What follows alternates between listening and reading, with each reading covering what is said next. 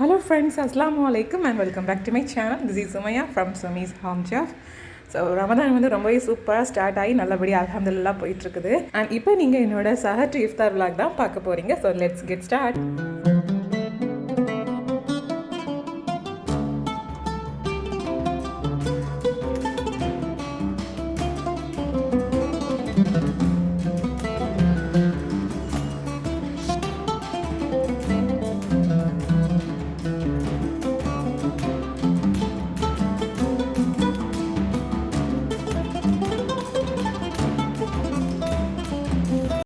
So friends vlog பார்த்தீங்கன்னா ஒரு நாள் முன்னாடி இஃப்தார் முடிச்சதுக்கு அப்புறமா, அதாவது மஹரிப் தொழுகைக்கு அப்புறமா நான் வந்து ஸ்டார்ட் பண்ணியிருக்கேன். ஸோ வந்து எல்லோரும் நோன்பு திறந்துட்டு மஹரிப் தொழுது முடிச்சுட்டு வந்து நான் ஏற்கனவே வந்து ரமதான் ப்ரிப்ரேஷன் விலாகில் வந்து செஞ்சிருந்த ரெசிபி வாட்டர்மெலன் ஐஸ். ஸோ அதை தான் வந்து நான் இப்போ சர்விங் போல்க்கு எடுத்துகிட்டு இருக்கேன். சூப்பராக இருக்குது பார்க்கவே. அண்ட் சாப்பிடவும் அவ்வளோ ஜூஸியாகவும் வாயில் வச்சதும் கரைகிறது மாதிரி இருந்தது. இல்லை நம்ம லெமன் சேர்த்து நம்ம பண்ணியிருக்கிறதுனால கொஞ்சம் புளிப்பாகவும் ரொம்ப இனிப்பாகவும் நல்லாவே இருந்தது. அண்ட் இதை வந்து நாம் இப்படியே சாப்பிட்றது மாதிரி ஜூஸாக கூட நம்ம வந்து செஞ்சு அடித்து எடுத்துக்கலாம். ஸோ 2 விதமாக நம்ம இதை சர்வ் பண்ணிக்கலாம். இப்போ பார்த்திங்கன்னா எல்லோரும் தொழுது முடிச்சுட்டு அதுக்கப்புறமா கொஞ்சம் டைம் கேப் இருக்கும்ல நைட்டு சாப்பாடு. ஸோ அந்த டைம் கேப்பில் தான் வந்து நான் வந்து எல்லாருக்கும் இதை வந்து எடுத்து கொடுத்துட்ருக்கேன் சாப்பிட்றதுக்கு. அடுத்ததாக இது பார்த்திங்கன்னா ஃப்ரூட் சாலட். இது வந்து இஃப்தாருக்கு செஞ்சுட்டு பேலன்ஸ் இருக்கிறத வந்து நான் இப்போ ஒரு பவுலில் எடுத்து வச்சுருக்கேன். இது பார்த்திங்கன்னா சாலட்க்கு வந்து பாலை வந்து நல்ல கட்டியாக காய்ச்சி, அதாவது கண்டென்ஸ்டு மில்க்லாம் பண்ணுவோம்ல, ஸோ அதுக்கு முந்தின ஸ்டேஜ். ஸோ அந்த மாதிரி கட்டியாக காய்ச்சி அதில் வந்து ஃப்ரூட்ஸை போட்டு மிக்ஸ் பண்ணி எடுத்து வச்சுருக்கோம். ஸோ இப்போ பேலன்ஸ் வந்ததை நான் வந்து பாப்ஸுக்குள்ளே விட்டு ஃப்ரீசரில் ஸ்டோர் பண்ணி மறுநாள் வந்து நோன்பு தந்ததுக்கு அப்புறமா ஐஸ் மாதிரி குடிக்கலாம் அப்படின்னு சொல்லிட்டு நான் எடுத்து வச்சுருக்கேன். அப்போ தான் எனக்கும் தோணுச்சு இது வந்து உங்கள் கூட ஷேர் பண்ணலான்னு சொல்லிட்டு அதான் நான் வந்து வீடியோ எடுத்து செஞ்சுட்ருக்கேன். இந்த மாதிரி வந்து நம்ம நோன்பு தந்ததுக்கு அப்புறமா ஃப்ரூட்ஸ் கொஞ்சம் பேலன்ஸ் வரும். ஸோ அந்த மாதிரி வரக்கூடிய ஃப்ரூட்ஸை வந்து இந்த மாதிரி கஸ்டர்டு பண்ணியோ இல்லைனா வந்து இது மாதிரி பாலை வந்து நல்லா காய்ச்சி எடுத்து மிக்ஸ் பண்ணி சாலட் மாதிரி பண்ணியோ இந்த மாதிரி பாப்ஸுக்குள்ளே வச்சு கொடுத்தோம்னா சின்ன பசங்க வந்து நோன்பு திறந்துட்டு ஃப்ரூட்ஸ் சாப்பிட மாட்டிப்பாங்க. ஸோ அந்த மாதிரி இருக்கும்போது இந்த செஞ்சு கொடுத்து இதை அவங்கக்கிட்ட சாப்பிட கொடுக்கும்போது கண்டிப்பாக வந்து ஆசையாக கேட்டு வாங்கி சாப்பிடுவாங்க. அண்ட் ஃப்ரூட்ஸ் சாப்பிட்டது மாதிரியும் இருக்கும் நமக்கு. ஸோ மறக்காமல் ட்ரை பண்ணி பாருங்கள் இந்த மாதிரி. அண்ட் ஃப்ரிட்ஜை பாருங்கள், ஃபுல்லாக வந்து எல்லாமே அடைஞ்சிருக்குது. நோம்பில் வந்து ரெடி பண்ண சாதனம் எல்லாம். ஸோ அதில் எப்படியோ ஒரு வழியாக மேலேயும் கீழேயுமா வச்சுட்டேன். அண்ட் நைட்டு டின்னருக்கு பார்த்திங்கன்னா வந்து பாலாடை தான் வந்து செஞ்சுருந்தோம். அண்ட் இதுக்கு கிரேவி பார்த்திங்கன்னா மட்டன் கிரேவி தான். ஸோ அந்த மட்டன் கிரேவி வந்து நைட்டு டின்னருக்கும் எடுத்துகிட்டு அப்படியே வந்து சஹருக்கும் வந்து கோகோனட் ரைஸ் பண்ணி அது கூட எடுத்துக்கலாம் அப்படின்னு சொல்லிட்டு 2க்குமா சேர்த்து செஞ்சு வச்சாச்சு. ஸோ இப்போ வந்து நைட்டு டின்னர் முடிச்சுட்டு நாங்கள் வந்து சஹருக்கான ப்ரிப்ரேஷன் தான் பண்ணிகிட்ருக்கோம். ஸோ மாமி வந்து தேங்காய் சாதம் பண்ண போகிறாங்க, கோகோனட் ரைஸ். ஸோ அதுக்கு வந்து இங்கே ஒரு அரைமுறை தேங்காவை எடுத்திருக்காங்க. ஸோ அந்த தேங்காயில் கொஞ்சமாக தண்ணி விட்டு 3 ஏலக்காவும் போட்டு இதை வந்து நல்லா அரைச்சி நம்ம வந்து பால் எடுக்கணும். ஸோ ஃபஸ்ட்டு பால் திரும்பவும் அரைச்சி 2வது அப்படி 2 பாலும் சேர்த்து மொத்தமாக வந்து அளந்து எடுத்து வச்சுருப்போம். நாங்கள் இங்கே வந்து 3 கப்பு அரிசிக்கு பண்ண போகிறோம். என்ன அரிசி யூஸ் பண்ணோம் அப்படின்னு பார்த்தீங்கன்னா செங்கல்பட்டு அரிசியில் தான் வந்து செய்ய போகிறோம். கொஞ்சம் பெரிய அரிசியில் நம்ம தேங்காய் சாதம் வச்சு சாப்பிட்டோன்னா சூப்பராக இருக்கும் நமக்கு சாப்பிட்றதுக்கும். அண்ட் பால் பார்த்திங்கன்னா வந்து நம்ம வந்து எந்த அளவுக்கு நல்லா பிழிஞ்சு பால் எடுக்க முடியுமோ அந்த அளவுக்கு தண்ணி சேர்த்து பிழிஞ்சு பால் எடுத்துக்கலாம். அண்ட் தண்ணி ரேஷியோ பார்த்திங்கன்னா வந்து 1 கப்பு அரிசிக்கு 2.5 கப்பு தண்ணி வச்சா தான் அரிசி வந்து நல்லா வெந்து வரும். ஸோ அந்த 2.5 கப்பு தண்ணி எடுத்துக்கணும். அதை நம்ம இந்த பால்லையே சேர்த்து மொத்தமாக தண்ணியை வந்து அளந்து எடுத்து வச்சுக்கலாம். ஸோ அந்த மாதிரி வச்சுட்டு நம்ம வந்து ரைஸ் செய்ய ஆரம்பிக்கலாம். அண்ட் தாளிக்கிறதுக்கு ஒரே ஒரு மீடியம் சைஸ் வந்து பெரிய வெங்காயம் நல்லா ஃபைனாக வந்து ஸ்லைஸாக கட் பண்ணி எடுத்து வச்சுருக்கோம். அப்புறமா அரிசி வந்து ஒரு 1/2 மணி நேரம் நம்ம ஊற வச்சு வாஷ் பண்ணி அதையும் நம்ம எடுத்து வச்சாச்சு. இப்போ வந்து பார்த்திங்கன்னா 3 கப் அரிசிக்கு 1/2 கப்பு தேங்காய் பால் தண்ணியோட சேர்த்து தான் வச்சு அளந்து எடுத்து வச்சுருக்கோம். ஸோ இப்போ வந்து நம்ம செய்ய ஆரம்பிக்கலாம். நாங்கள் வந்து இங்கே தேங்காய் சோறு வந்து இந்த பானையில் தான் பண்ண போகிறோம். இது ஏன் அப்படிங்கிறத நான் சொல்கிறேன். இப்போ வந்து இதில் நம்ம தேங்காய் எண்ணெய் அப்புறமா 2 டேபிள் ஸ்பூன் அளவுக்கு நெய் விட்டுருக்கோம். இந்த நெய் மெல்ட் ஆனதுக்கு அப்புறமா நாம் கட் பண்ணி வச்சு பெரிய வெங்காயம் சேர்த்து 2 டேபிள் ஸ்பூன் அளவுக்கு இஞ்சி பூண்டு விழுது, அப்புறமா ஒரு சின்ன ஸ்டார், அப்புறமா பட்டை சின்னமன் அதை போட்டுட்டு கொஞ்சம் நேரம் நல்லா வதக்கிக்கணும். அந்த ஆனியன் பார்த்திங்கன்னா கொஞ்சம் குழஞ்சி வரணும். ஸோ இதில் வந்து 1 டீஸ்பூன் அளவுக்கு கரம் மசாலா தூள் நம்ம அடிஷ்னலாக சேர்த்துருக்கோம். சேர்த்து நல்லா வதக்கிக்கணும். ஆனியன் பார்த்திங்கன்னா இந்த அளவுக்கு இந்த மாதிரி குழஞ்சிருக்கணும். இப்போ வந்து நாம் இதில் ஏற்கனவே பால் வந்து எடுத்து வடித்து வச்சுருக்கோம்ல, ஸோ அந்த பாலை வந்து இதில் வந்து சேர்த்துக்கலாம். சேர்த்துட்டு இந்த பால் வந்து நல்லா கொதித்து வரக்கூடாது. அந்த மாதிரி கொதிக்கும்போது பால் தெரிஞ்சிரும். ஸோ தெரியறதுக்கு முன்னாடி, அதாவது கொதிக்கிறதுக்கு முன்னாடி வந்து நம்ம வந்து நல்லா சூடாகி வருங்களா, ஸோ அந்த ஸ்டேஜில் வந்து ஊற வச்சு நம்ம ட்ரைன் பண்ணி வச்சுருக்கோம்ல அந்த ரைஸை வந்து சேர்த்துக்கலாம். இப்போ பார்த்திங்கன்னா நம்ம வந்து ரைஸுக்கு தேவையான அளவுக்கு உப்பையும் நம்ம தேங்காய் பால்லையே சேர்த்தாச்சு. ஸோ இது சூடானதும் நம்ம வந்து ரைஸை சேர்த்துக்க வேண்டியதுதான் பேலன்ஸ்.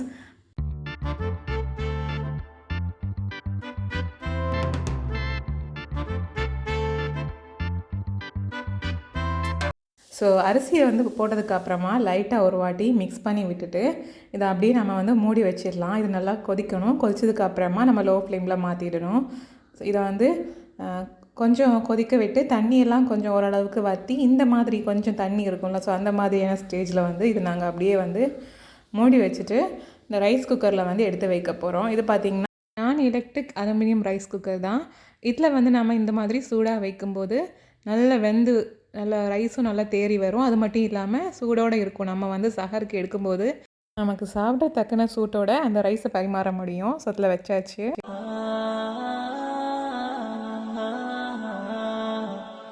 இப்போ பார்த்திங்கன்னா சஹர் டைம் ஆகிடுச்சு. ஸோ நாங்கள் வந்து நைட்டு சூடு பண்ணி வச்சுருந்தா குழம்பு ஒரு வாட்டி கூட சூடு பண்ணி எடுத்தாச்சு.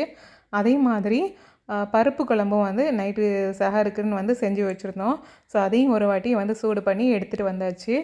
சாப்பிட வேண்டியது மட்டும்தான் பேலன்ஸ். எல்லா நாளும் சஹருக்கு இந்த மாதிரிலாம் செஞ்சுட்ருக்கிறது கிடையாது. எப்போவாச்சும் தான் அந்த மாதிரி செய்வோம். சம்டேஸ் வந்து ஒயிட் ரைஸ், ரசம், எக் ஆம்லெட் அந்த மாதிரியும் செய்வோம். ஸோ வந்து இன்றைக்கி தேங்காய் சாதம் வந்து பண்ணுறதுனால இன்றைக்கி நான் வந்து இந்த வீடியோ எடுத்திருக்கேன். அண்ட் நல்ல பழுத்த மாம்பழம் இருந்தது. ஸோ அதுவும் வச்சு நாங்கள் வந்து சஹர் சாப்பாடை முடிச்சுக்கிட்டோம் அல்ஹம்துலில்லாஹ்.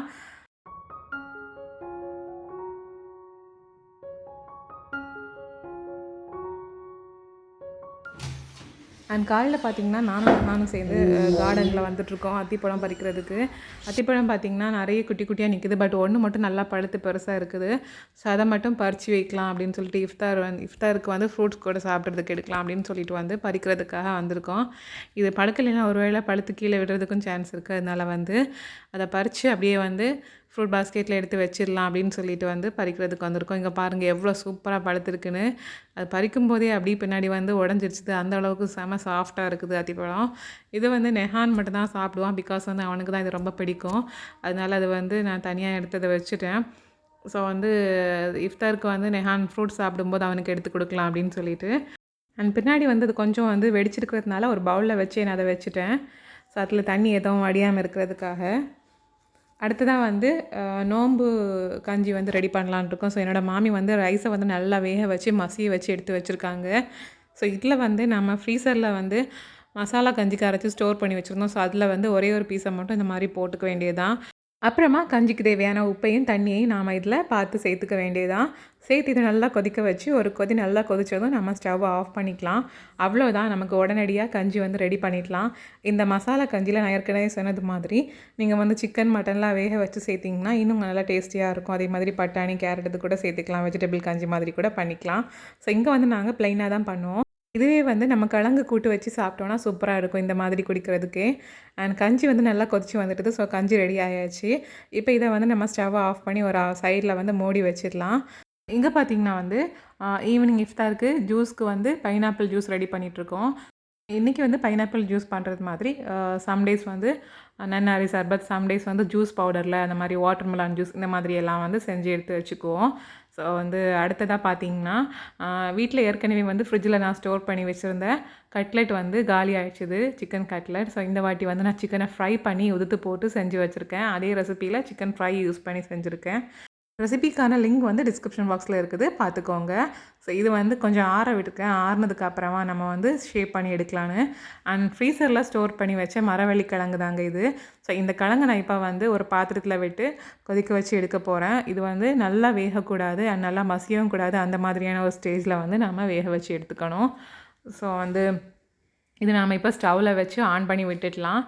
இதுவே வந்து ப்ரெஷர் குக்கரில் வந்து நம்ம 1 விசில் போட்டு எடுத்துக்கலாம். மேபி அது வந்து குழஞ்சி போயிடுமா அப்படின்னு சொல்லிட்டு நான் வந்து ஜஸ்ட் அது லிட்டு போடாமல் ஓப்பனாகவே வேக வச்சு எடுக்கலாம் அப்படிங்கிறதுக்காக நான் இப்படி வச்சுருக்கேன். இதில் தேவையான அளவுக்கு உப்பு போட்டு இதை நான் வந்து வேக வச்சு தண்ணியை வந்து வடித்து எடுக்க போகிறேன். அண்ட் இன்னொரு பக்கம் மசாலாவுக்கு பார்த்திங்கன்னா ஒரு 1/2 கப்பு துருவின தேங்காய் வச்சுருக்கேன்.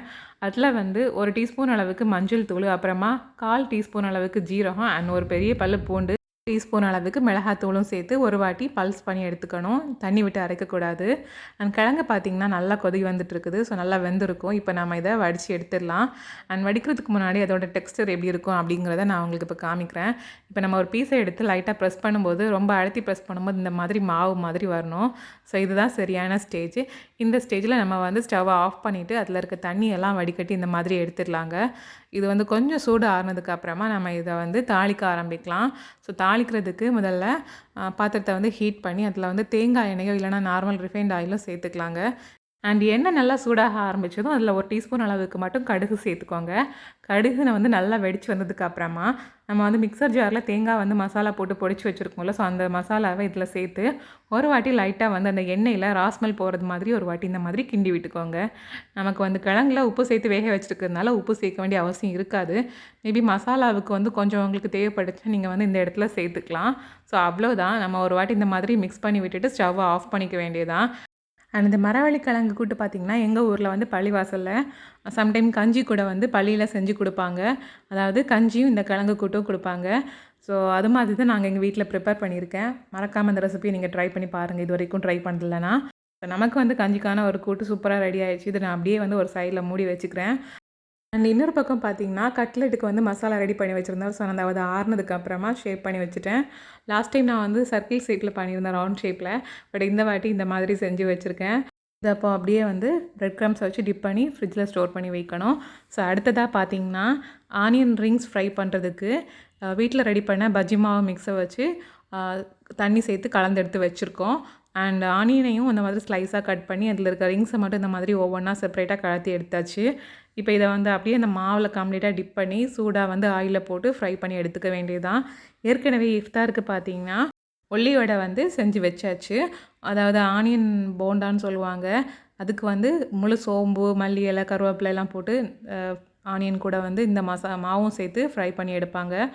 அது ஃப்ரை பண்ணி முடிச்சுட்டு அப்புறமா சின்ன பசங்களுக்கு வந்து ஆனியன் ரிங்ஸ் வந்து ஃப்ரை பண்ணிகிட்ருக்கோம். இது கொஞ்சம் காரம் கம்மியாக இருக்கும். நம்ம வந்து காரமாக வேணும்னா மிளகாத்தூள் போட்டு கொஞ்சம் எக்ஸ்ட்ராவாக போட்டு காரமாக செஞ்சுக்கலாம்.